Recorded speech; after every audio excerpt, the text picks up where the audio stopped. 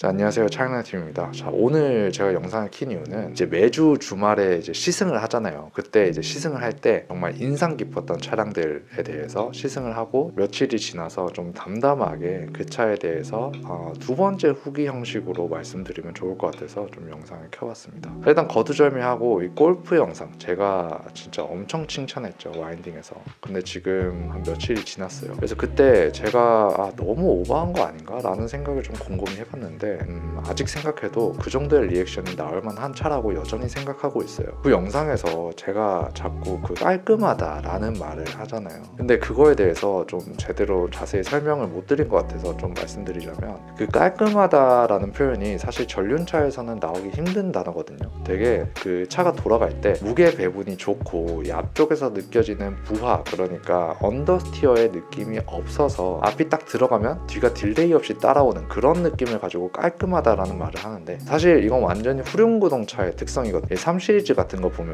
앞쪽이 가벼워서 헤드성도 너무 좋고 애초에 구동이 뒤에서 일어나니까 그 뒤가 따라온다는 느낌 없이 능동적으로 차를 밀어줘서 코너를 깔끔하게 돌아나가는 느낌, 이게 후륜구동차들의 특성이란 말이에요. 근데 골프에서 그런 느낌이 나는 거예요. 그래서 되게 놀랐던 게 사실이고, 지금 와서 좀 곰곰이 생각해 보니까 그 골프라는 차가 경쟁차인 1 시리즈보다 휠베이스가 짧더라고요. 심지어 이제 세대가 바뀌었음에도 불구하고 그 휠베이스가 오히려 늘어난 게 아니고 짧아졌어요. 사실 이러기가 정말 쉽지 않은데 되게 그 특이한 케이스죠. 그래서 제가 생각했을 때는 이 골프가 그렇게 깔끔하게 돌아나갈 수 있게 하는 주요한 이유가 그 엄청 짧은 휠베이스가 큰 한몫을 하는 것 같고, 그 당시에 타이어의 열이 엄청 올라와 있었어요.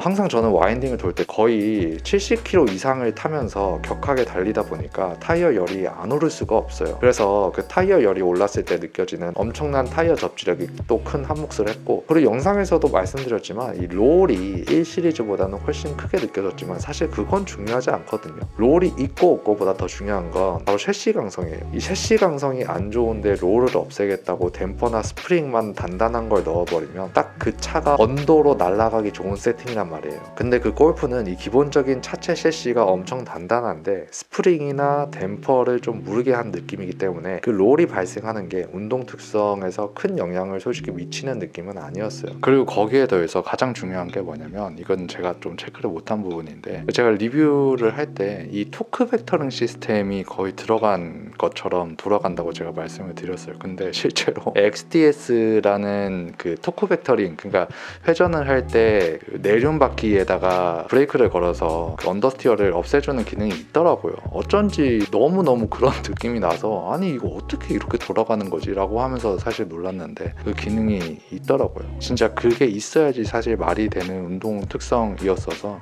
좀 추후에 알아서 지금이라도 좀 말씀을 드려서 좀 다행인 것 같습니다. 여튼 그래서 지금 와서 생각해봐도 상당히 좋은 거동 특성을 보여주는 차가 맞았고, 이게 영상에서 너무 제가 놀란 반응만 있어서 다시 한번 좀 제대로 말씀드리고 싶어서 이렇게 좀 정리를 해봅니다. 근데 제가 약간 좀 걱정되는 거는, 솔직히 여러분들한테 정말 누구보다도 객관적인 정보를 전달해 드리려고 하는데 너무 이렇게 칭찬만 있는 리뷰를 내보내면 좀 오해하시는 분들이 계실 것 같아서 좀 말씀드리자면, 일단 이 유료 광고 배지는 이 차량 지원에 대한 유료 광고가 아니고 이 제 리뷰에서 항상 노출되는 이 프로펠러 방향제에 대한 유료 광고예요. 그래서 뭐 저는 이 차량 지원 외에 어떤 금전적으로 혜택을 받거나 이런 건 전혀 없어요. 그래서 오해 마셨으면 좋겠고, 그리고 신기하게 제가 이렇게 영상에서 정말 칭찬을 많이 하는 차, 그리고 좀 아쉽다고 말하는 차의 그 문의량, 그러니까 제 영상에서 나오는 딜러님들에게 직접 문의를 해서 차량을 계약하고 출고하는 숫자가 정말 다르긴 하더라고요. 그래서 그만큼 제가 안 좋은 차를 좋다고 하면 시청자님들 입장에서는 어떻게 보면 차를 구매할 때 저를 믿고 차가 좋다고 해서 샀는데 실제로는 좋지 않은 차라고 하면 속는 거잖아요.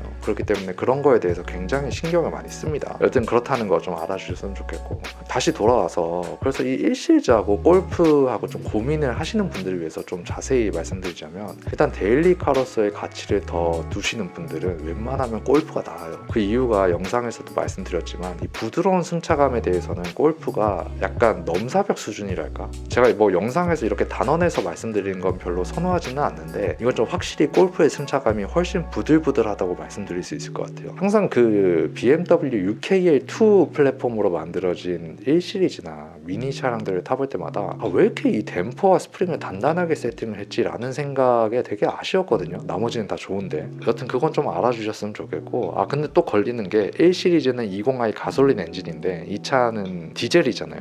근데 저는 솔직히 이 디젤에 대해서 이 소음과 진동 때문에 싫어하지는 않아요. 근데 뭐 그것도 애초에 잘 느껴지지도 않고요. 근데 문제는 이렇게 좀 재밌게 타는 차에서는 이 RPM의 사용 범위가 디젤 엔진이 너무 적어서 그것 때문에 별로 선호하지를 않거든요. 영상에서도 좀 말씀드리긴 했지만 이게 최대 5000까지밖에 RPM을 못 쓴다는 건 좀 어떤 재미가 너무 떨어진다고 표현해야 되나? 가솔린 같은 경우에는 한 6500rpm까지 쓰면서 그 RPM 범위 내에서 최대 한 2번 정도는 다운시프트를 쳐주면서 상당히 넓은 RPM을 가지고 놀 수 있는데, 디젤은 아마 한 번 딱 다운시프트를 쳐주면 바로 다음 단수로 넘어갈 준비를 해야 되죠. 그래서 저는 약간 그런 거를 선호하지 않기 때문에 디젤에 대한 거부감이 있는 건데, 모르겠어요. 뭐 저와 다른 분들은 뭐 걱정하는 게 그 디젤의 진동과 소음이라면 확실히 정말 이 독일산 디젤들은 그런 걸 걱정할 필요 없이 잘 만들어졌다라고 좀 말씀드리고 싶어요. 뭐 이상으로 제가 좀 간단히 이 골프 시승기에 대해서 담담하게 좀 후기를 말씀드렸는데, 이 외에도 좀 궁금하신 부분에 대해서는 댓글로 좀 남겨주시면 제가 아는 한 최대한 답변을 드리도록 하겠습니다. 오늘도 시청해주셔서 감사합니다.